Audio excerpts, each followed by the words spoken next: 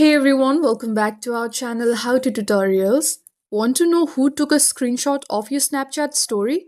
Here's the quick way to check and what you should know about it. Snapchat usually notifies you when someone screenshots a snap or story, and an icon will appear next to their name in your story viewers list. Let's see how. Open Snapchat. Now tap your profile. Then tap your story. Swipe up while viewing that story to open the viewers list.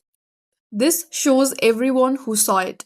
In the viewers list, look for a small screenshot icon that looks something like two overlapping arrows just below a person's name. That indicates they took a screenshot of that story. This works for snaps and most stories, but some public profile posts, very old stories, or unusual recording methods can behave differently. Also, Snapchat's detection and icons can change with updates, so check Snapchat's help if you're unsure.